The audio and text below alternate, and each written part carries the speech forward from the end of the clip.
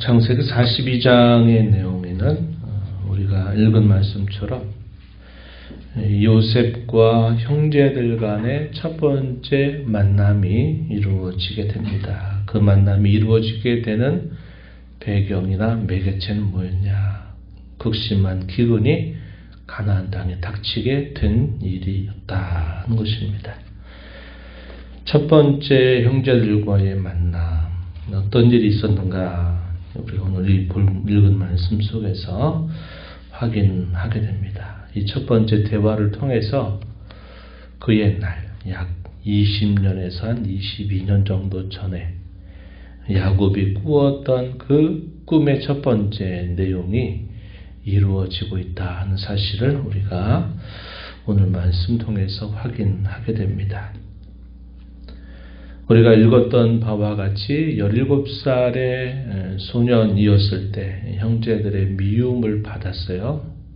자기 위에 있었던 10명의 형제들 미움을 받아서 결국 미디안 상인에 의하여 팔려 애굽으로 노예가 되어서 그가 13년의 세월을 보냈죠. 가정총무로 약 10여 년, 또 3년 동안에는 감옥에 또 그가 보내게 되면서 13년이 지나고 난 다음에 그가 갑자기 애굽의 총리로 세움을 받게 됩니다. 그리고 7년의 큰 풍년이 지나간 거죠. 7년의 풍년 동안 그가 애굽의 총리가 돼서 얻은 곡식의 5분의 1씩을 곳곳마다 그 곡식을 저장하게 만들고 7년의 풍년이 지나가는 동안에 결혼도 하고 또 자녀 둘도 얻게 되는 일이 있었다 그랬습니다. 그리고 이제 7년이 지난 다음에 극심한 흉년이 온 땅을 뒤덮는 일이 시작이 된 겁니다. 그러니까 17세에 그가 팔려가지고 약 그의 나이 한 37세에서 적어도 한 39세 정도 되는 그때에 만난 거죠. 약 20년에서 22년이 지나고 난 다음에 형제들이 결국은 요셉 앞에 찾아와서 엎드려 절하게 되는 일이 있게 된 겁니다. 매개는 기근이라고 하는 겁니다. 하나님이 이 기근이라고 하는 것을 통해서 그의 약속을 이루어 가시는 그의 특별한 섭리를 보여주고 있다는 것을 우리가 확인하게 되죠. 가나안 땅에도 그 기근이 있게 되면서 야곱이 아들들에게 독촉합니다. 너희가 어찌하여 바라보고만 있느냐? 저 애굽에 곡식이 있다 하는 소식을 들었는데 너희가 그리로 가서 양식을 사와라. 그래야 우리가 살지 않겠느냐? 야곱이 아들들에게 그런 말을 하면서 아들들을 보냈는데 10명을 보냅니다. 말제였던 베냐민은 보내지 않아요. 행여나 이 베냐민도 또 어떤 어려움을 당하지 않을까 하는 마음에 막내는 보내지 않고 10명만 보냅니다. 근데 거기에도 하나님의 은밀한 섭리가 있다 하는 것을 보게 되죠. 이 10명이 누굽니까? 요셉을 애굽 땅에 팔았던 사람들이죠. 죄를 범한 사람들입니다. 그리고 아버지를 20년이 넘도록 아버지를 속여온 자식들이 10명이에요. 야곱은 그걸 알 리가 없습니다. 근데 하나님은 이 10명을 이 애굽에 보내서 요셉을 만나게 하신 것이죠. 우리 한자말에 어떤 말이 있습니까? 결자해지란 말이죠. 맺게 만든 사람이 결국은 풀어야 된다 하는 겁니다. 범죄한 그들이 결국 요셉과의 성공을 통해서 그들의 잘못에서 돌이키게 하시려는 하나님의 섭리가 있다 하는 거죠. 왜 그렇게 하실까요? 그들이 이스라엘의 조상들이 되는 복을 받아야 할 사람들이죠. 그 사람들이 그런 복을 받기 위해서 그들이 과거에 속여왔던 그 잘못을 돌이키게 할 필요가 분명히 있었던 것이다 하는 사실이죠. 그래서 이 10명의 아버지의 명령을 받고서 이 애굽 땅을 찾아갑니다. 요셉이 살아있다는 생각은 추호도 하지 못했을 것이고 그가 어디에 어떻게 있는지 알 길이 없었던 차였습니다. 그런데 바로 거기 자신들이 엎드려서 절하고 그 앞에 서 있는 사람이 애굽 나라의 총리인데 그가 바로 요셉이었습니다. 형제들이 그곳에서 엎드려 절을 하게 되죠. 그리고 그런 과정에서 요셉은 이미 하나님이 자신을 왜 이렇게 하셨는가를 깨달은 그런 모습을 우리가 확인하게 되고 이 요셉의 형제들도 여기서 나누는 대화와 있었던 일들을 보면서 하나님이 우리의 죄를 드러내시는 것 같다 이러한 반응을 보이는 거 보면 하나님이 이렇게 인도해 가시는 게 아닌가 하는 이런 막연한 그러나 하나님이 뭔가 간섭하고 있다라는 사실을 이 형제들도 느끼게 된다 하는 겁니다. 요셉이 어떻게 하느냐? 모른 채 하고 그들을 정탐꾼으로 몰아붙입니다. 거기에는 그의 분명한 생각이 있었던 거예요. 우리가 읽은 7절 말씀에 엄한 소리로 너희가 어디서 왔느냐라고 묻습니다. 우리는 곡수익을 사려고 가나안 땅에서 왔습니다. 대답하죠. 너희들은 정탐꾼들이다. 이 나라를 엿보려고 찾아온 게 맞다. 이렇게 말합니다. 그렇지 않습니다. 우리는 결코 그렇지 않습니다. 이렇게 대답을 하면서 자기의 가족관계를 하나씩 이야기하는 모습이죠. 요셉은 더 몰아붙입니다. 아니다. 너희는 이 나라의 틈을 엿보려고 온 정탐꾼들이 맞다. 또 이렇게 말하니까 좀 더 구체적인 이야기를 이야기합니다. 13절 한번 보면 당신의 종 우리들은 12형제로서 가나안 땅 한 사람의 아들들이라. 막내 아들은 오늘 아버지와 함께 있고 또 하나는 없어졌나이다. 가족에 있는 사실들을 이야기를 더 하게 되는 겁니다. 요셉이 너희의 말이 진실함을 증명해라. 그러면서 이들을 3일 동안 감옥에 있게 합니다. 그리고 막내 동생을 데려오라고 얘기를 하는 거예요. 3일 동안 감옥에 있으면서 많은 생각들이 들었을 겁니다. 그동안 그들이 20년에서 한 20여 년, 이 긴 세월 동안 그들 마음속에 품고 있었던 그 마음의 고통, 그게 뭡니까? 동생을 몰아내고 동생을 팔아버리고 아버지를 그 오랜 세월 동안 속여왔던 그 심적인 고통, 그것이 그들에게 분명히 떠올랐을 것이다 하는 것이죠. 21절 말씀을 한번 우리가 보면은 이 3일 동안 감옥에 있으면서 아마 더 이것을 깊이 생각했던 것 같아요. 21절에 그들의 말 보면은 이렇게 표현했습니다. 우리가 아우의 일로 말미암아 범죄하였도다. 그가 우리에게 애걸할 때 그 마음의 괴로움을 보고도 듣지 아니하였기 때문에 이 괴로움이 우리에게 임한다. 이렇게 그들이 말하고 있는 것입니다. 그죠? 그렇게 말하고.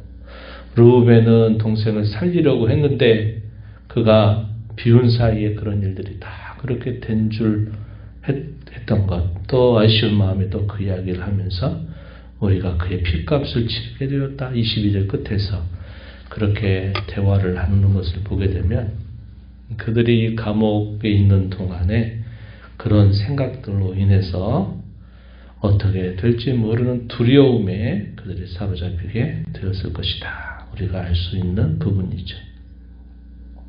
요셉이 이렇게 말합니다. 너희 중에 한 사람만 볼모로 두고 너희가 가서 막내 아우를 데려와라. 그래서 너희의 말이 참됨을 증명하라고 이야기하고 곡식을 팔아줍니다. 그 한 사람의 볼모는 시므온을 볼모로 삼아서 그 막내 동생을 데려올 때까지 그를 볼모로 잡아둔 겁니다. 그리고 곡식을 다 팔아주고요. 또 요셉은 종에게 명령을 내려서 그 곡식을 팔며 받았던 그 돈을 다 도로 그들의 짐 가방에다가 다 다시 도로 넣어놓으라 이렇게 명령을 내리고 그들이 길을 가는 먼 길을 가면서 필요한 양식까지도 필요한 것들을 다 챙겨주는 모습을 보여주고 있습니다.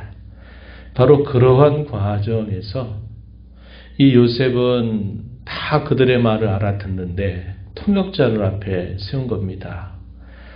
이 이스라엘 사람들이 하는 말을 통역할 수 있고 또 애굽어를 말할 수 있는 통역자를 세웠어요. 그러니까 이 형제들은 그 총리가 자기들이 하는 말을 알아들을 리 없다 생각하고서는 자기들끼리 이런 이야기를 한 겁니다. 우리가 조금 전 읽었던 21절, 22절 자신들의 과거에 숨겨왔던 그 고통 그것을 하나님이 우리에게 드러내신다 하는 사실들을 그들이 인식하고 있다는 것을 이야기하는 것을 요셉이 다 듣게 된 겁니다.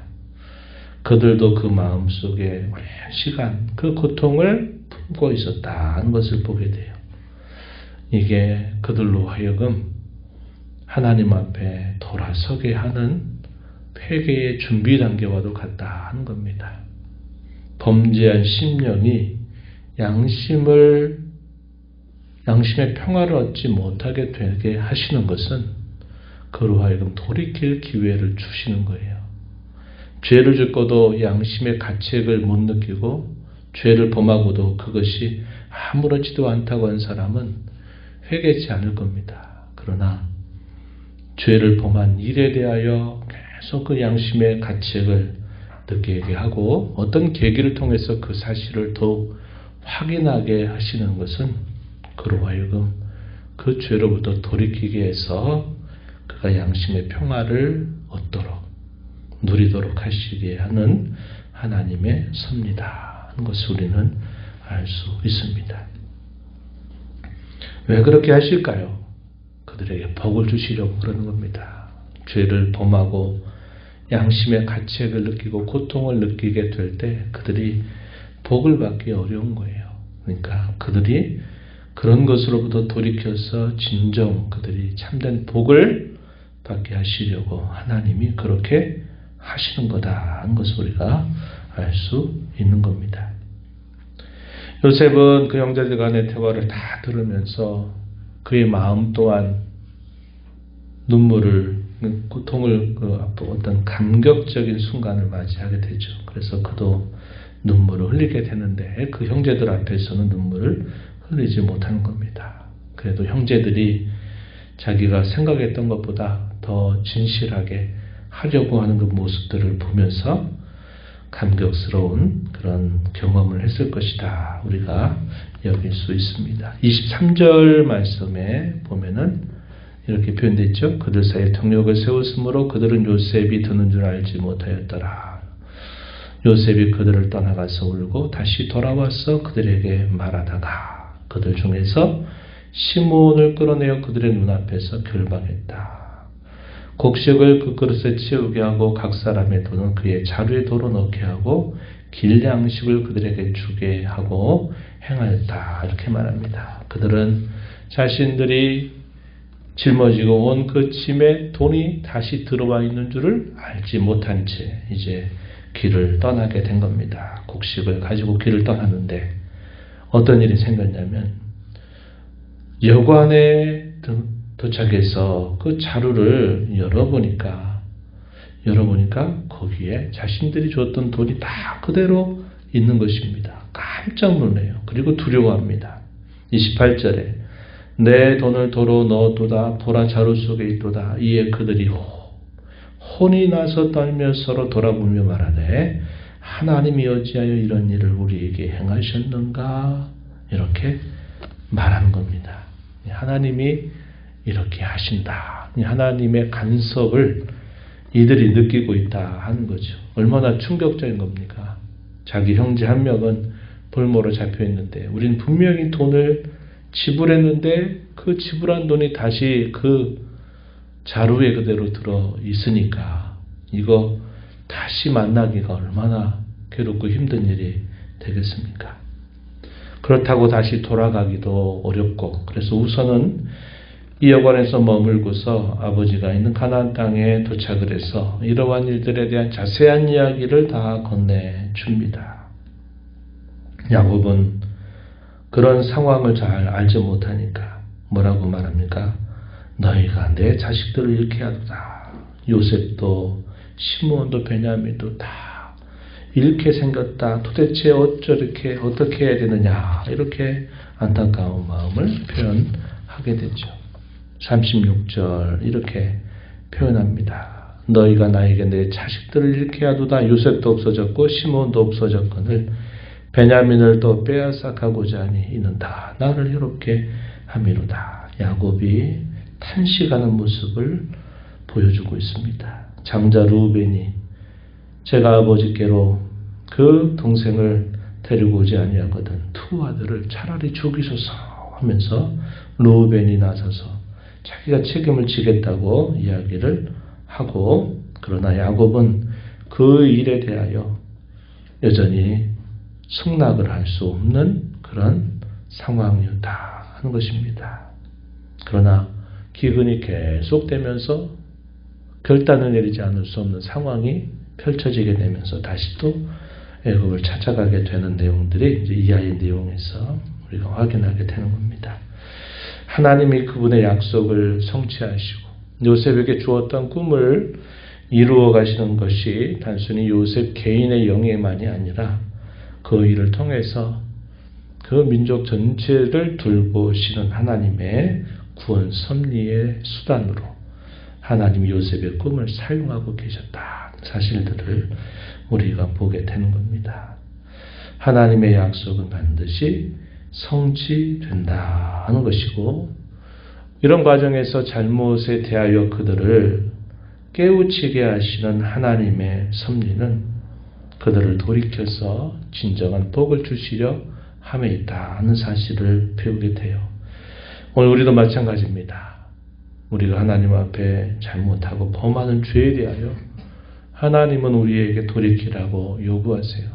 왜 그렇게 하십니까? 우리에게 참된 복을 주시려고 돌이키라고 말씀하시는 거예요. 그래서 우리가 이 회개라고 하는 것이 하나님께서 우리에게 베푸시는 크신 은혜라 하는 사실들을 기억하고, 우리가 잘못하고 죄를 범하게 될 때마다 하나님 앞에 우리 허물과 죄를 잡아가고 용서를 받아서 우리가 이 땅에 살면서 주님이 약속하신 귀한 복들을 받아 누리는 삶을 살아가야 하겠습니다.